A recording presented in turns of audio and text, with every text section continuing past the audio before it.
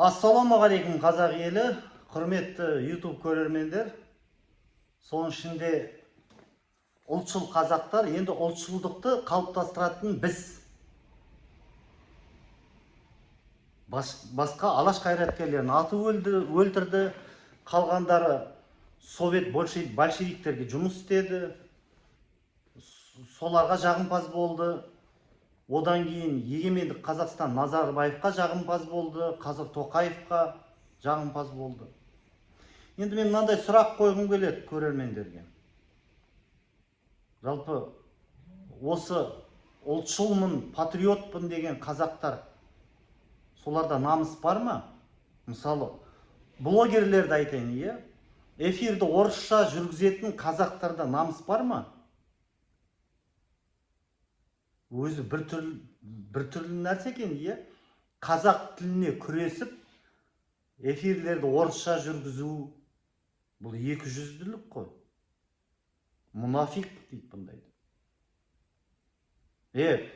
Онда қызық намыс, қараңыздар, Украинаның блогерлерін қарасақ, Украин тілінде сөйлейді, түріктердің ұлтшылдары түрікше, орыстардың орыстары орысша. Мен байқағаным, орыстар бұлай сөйлемейді ғой. Біз ағылшын тілінде сөйлеу керекпіз, бүкіл басқа мемлекеттер білсін деп. Тек қана құлдық санада өскен мәңкүрт шала қазақтар ғана айтады. Я на русском виду, чтоб и другие республики знали деп. Құлдық сол советтік орыстың құлдығынан шықпаған кім үшін сонда айтады?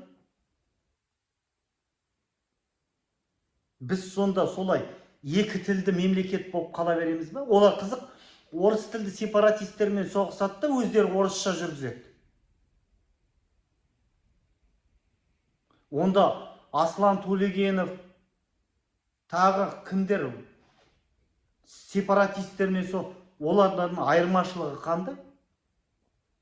Олар да сонда сепаратистер, олар да орысша жүргізеді, сендер де орысша жүргізесің. Олар сол қойылым ойнап жатыр, спектакль. Біз білеміз ғой, бұл қойылым, өтірік. Мынау КМБ бұлай жіппен қуыршақтарды ойнатып жатыр ғой, кукловодтар. Біз білеміз, бұл спектакль екен.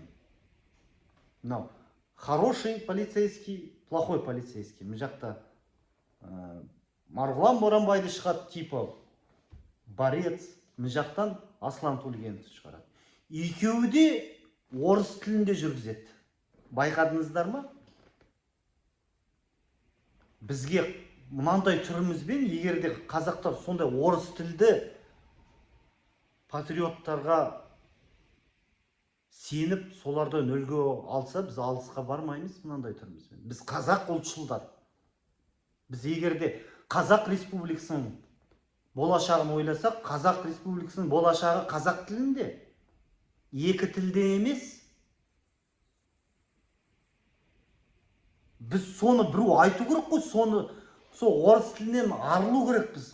Атазаңымыздан алып тастау керекпіз. Тек қана қазақ тілінде болу керек. Қазақ Республикасының болашағы қазақ тілінде болу керек. Қашан сондай біз ұран ұстаймыз, мынандай түрімізбен, чтоб другие понимали деп. Сонда біз сорлы бейшара ради других жасаймыз ба? Бүкіл ұлтшылдар өз тілінде жүргізеді, тек қазақтардың ұлтшылдары мақтабас мәңкүрттер орыс тілінде жүргізеді. Сол дұрыс па? Несі жақсы оның?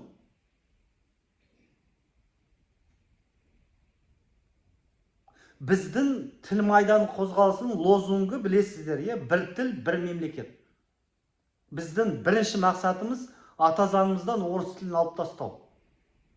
Бәрі содан басталады. Орыс тілін алып тастасам, орыстар қарсы шығады. Бұл ауру, бұл қотыр, бұны емдемесек, қазақта сөз бар, ауруын жасырған адам өледі. Біз өтірік жасырмау керекпіз. Бұл проблема, үлкен проблема. Бұны біз шешу керекпіз. Алып тастау керекпіз. Тек қана ойбай, бұл тақырыпты көтерме, ертең соғыс басталып кетеді. Жоқ. Соғыссыз да өліп жатырмыз. Соғыссыз да қазақ тілді қазақтар бәсекеге қабілетті емес, конкурентный емес. Осы тілдің кесірінен.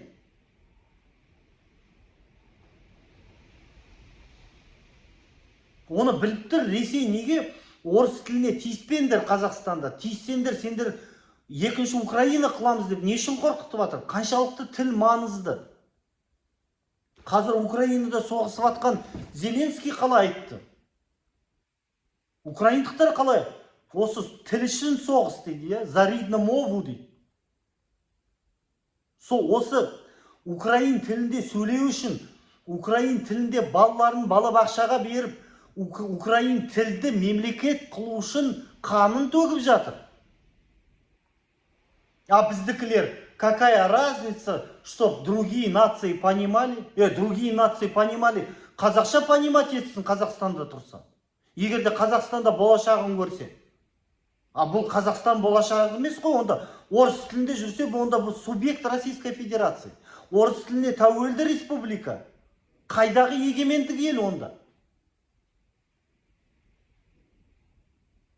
Мынандай түрімізбен біз өтірік патриотизм бізге керек емес, орыс тілінде болды, жетеді. Ондайға алданбаңдар қазақтар. Комментарийда жазыңыздаршы, жалпы дұрыс па сол орысша? Жарайды. Білеміз ол орыс тілін. Бірақ міндетті емеспіз ғой, оны насихаттап керек емес орыс тілін. Мұны жаман бір сөз бар, анау. Өзге тілін бәрін біл, өз тілінді құрметте, бір мақтабастардың ойлап Совет одағында шығарған бір жаман сөз бар. Өзге тілін бәрін біл. Керек емес. Қазақ Республикасында қазақша білсін. Неге соны айтпаймыз? Өзіміз неге соған үлгі болмаймыз? Ұлтшылдар.